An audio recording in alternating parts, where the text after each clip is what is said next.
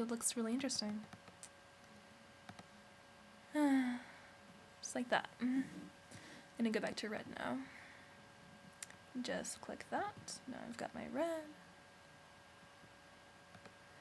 I think I'm going to flip that way, do that. It's really big. I forgot to check the diameter again.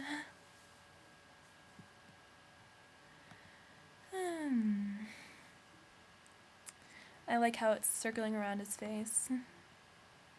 He's so pretty. And I don't really know why. Originally I thought it was a girl. But clarification shows that it is a man.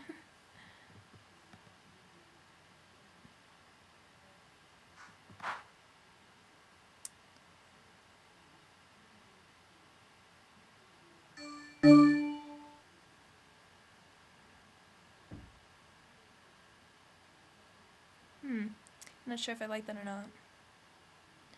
Again, we're trying different brushes now.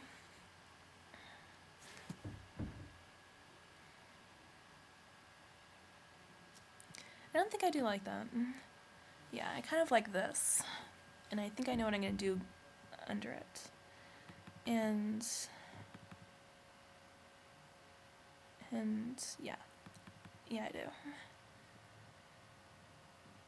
And now I'm going to find some type of usable watercolor or oil brush that's very dynamic that I can use. I have so many brushes that my computer actually needs to load it sometimes. And I have an iBook, or I mean a MacBook. Here we go.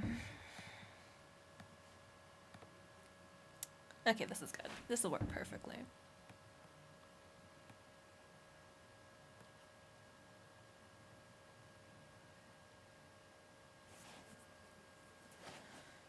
Okay, now I'm going to find another color. I think I'm going to use this pink. Notice how I take colors from the character and not just pick them randomly, because you want to find colors that complement it. So you kind of get a theme there. Remember that.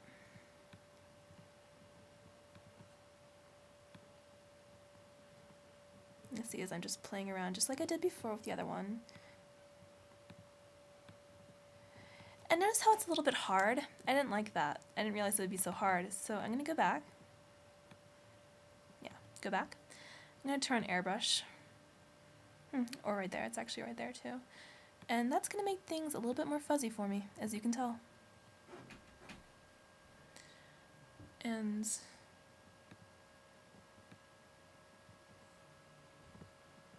it'll make things a bit softer. It's a little hard to tell on this one.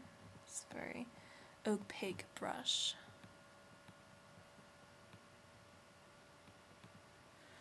Okay, and now we're going to take another brush.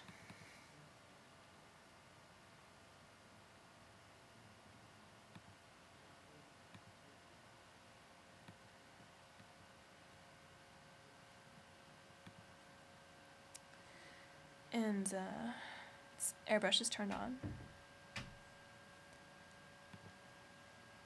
And I think we're going to go with this color, this very marouge color.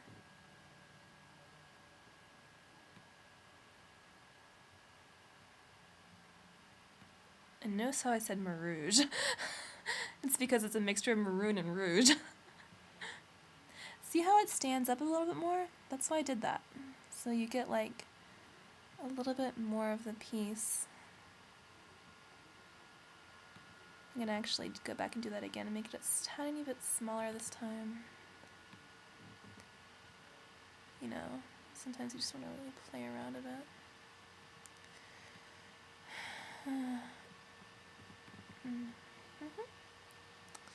And to finish it off, a lot of people would do that just with a pen tool. I said that before, but I can't stress that enough. This is another way, you know, to get things really done really fast, is you can just steal rendered brushes. And let's see, finally I'll end it up with some yellow and goldish color.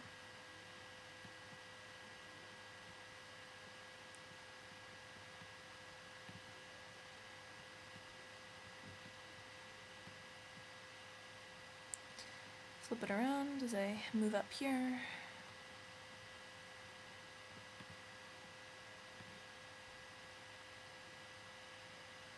And make it a little smaller, put it around here. There we go. Now, it's still very hard. However, we're gonna fix that. And I think how we're gonna do that is by clicking on it, double clicking on the layer, gets you to the layer style. And I'm sure a lot of Photoshop people know this. And then you're going to be, you have all these options to make it better. I'm gonna go to stroke, I do this a lot. And stroke will outline it, as you can tell. It's kind of ugly right now, so what we do is go to size, decrease it to 1 usually, and if it's too hard then we can do opacity, just to give it a little bit of shade. There we go, just a little bit of shade. So it's a little bit easier to see. Also what you can do is you can do inner glow or outer glow, but this is not something I don't think I really want to glow. Or you can do shadow, which can really help.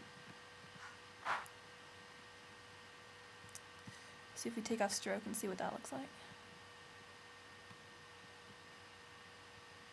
And we make the size bigger. Opacity slightly bigger.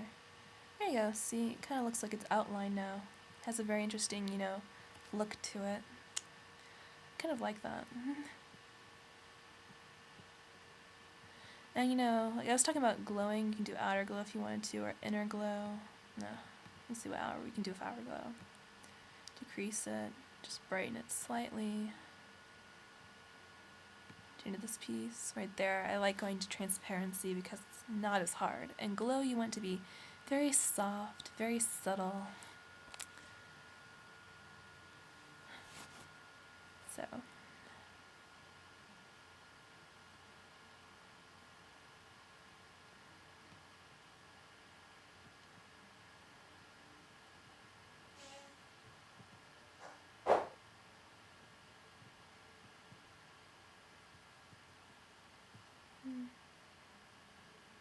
Yeah, I think that's good.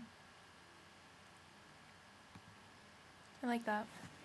Now you can actually see the heart and you have all this color and variation going on that we're going to do the exact same thing we did with the background. So we're going to get into doing that now. And we are going to work with the character in a second. So now we get into this and we're going to get our blur tool. Or we could burn it to make it a little bit more. This is the burn tool.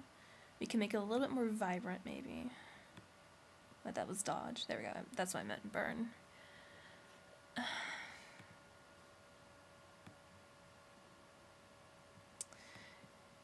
Burn tool makes things a little bit more contrast.